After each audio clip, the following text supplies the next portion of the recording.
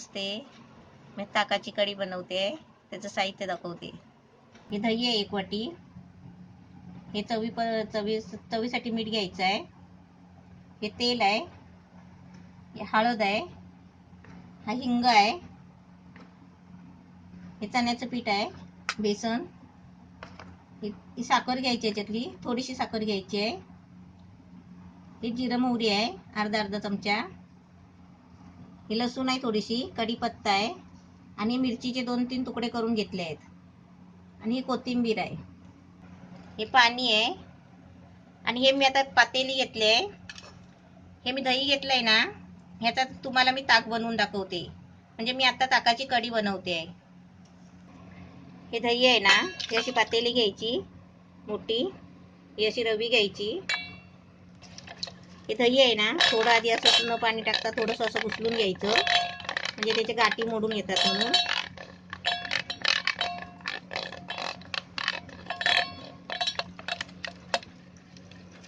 आता याच्यामध्ये आहे ना पाणी घेते. आता याच्यामध्ये मला 3-4 वाट्या पाणी घ्यायचं आहे, म्हणजे मला पातळ आहे ना ताक बनवायचं आहे. 3 वाट्या पाणी घेतलंय आणि असं आहे ना चांगलं दही घुसलायचं. आणि दही कसं घरातलं असेल ना तर थोडं आंबट करायचं. म्हणजे एक दिवस जास्त दही ठेवलं ना बाहेर तर ते आंबट होतं, आणि ते आंबट दहीचं आपण ताक बनवायचं. असं मस्त ताक बनवलंय, एकदम पातळ झालंय मस्त. आता मी गॅस पेटवते आणि फोडणी देते. मी गॅस पेटवलाय, टोप ठेवलाय. आता त्याच्यामध्ये आहे ना तेल ओतते, म्हणजे आपल्याला फोडणी द्यायचं आहे त्या हिशोबाने तेल टाकायचा. आता त्याच्यामध्ये जिरं मोहरी टाकते. आता त्याच्यामध्ये लसूण, कढीपत्ता आणि मिरची. चांगला कढीपत्ता आहे ना थोडा काळा व्हायला द्यायचा. त्याच्यामध्ये हिंग टाकायचा थोडासा. त्याच्यामध्ये आहे ना हळद टाकायची, अर्धा चमचा जास्त टाकायची. ते चांगलं मिश्रण असं ढवळायचं. तडका एकदम मस्त छान झालाय. आता याच्यामध्ये आहे ना जे आपण ताक बनवलंय ना ते ओतायचं. आता आपण काय करायचं, ताक ओतलाय आपण, फोडणीला दिलाय. आता याच्यामध्ये आहे ना आपल्याला चण्याचं पीठ घेतलंय, ते थोडंसं आहे ना असं 2 चमचा घेतलाय.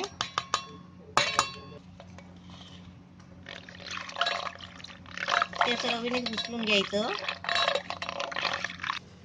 आता हे मस्त ताकाचा तडका दिलाय आपण. आता याच्यामध्ये बेसन आहे ना असं पाण्यामध्ये कालवून ते असं ओतायचं.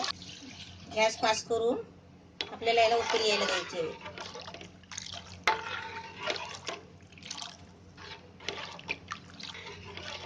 आता याच्यामध्ये मीठ टाकते आणि याला चांगली उकळी यायला देते. आता यामध्ये चवीपुरतं मीठ टाकायचं. आपल्याला अंदाज नसेल ना तर आपण कसं पहिलं थोडं टाकायचं आणि नंतर चाकून बघायचं आणि परत थोडं टाकायचं लागलं तर.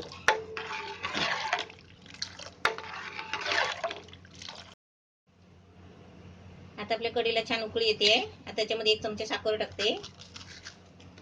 थोडीशी चवीपुरती थोडी साखर टाकायची मिठासारखी.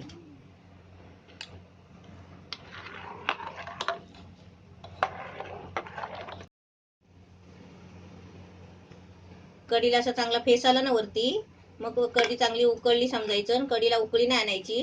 कढीला उकळी नाही आणायची कारण ताकाच्या कढीला कढी फुटते. त्याच्यामुळे ही आपली आता कढी मस्त छान झाली आहे. ही गॅस बंद करते आणि तुम्हाला थोडीशी कोथिंबीर टाकून दाखवते.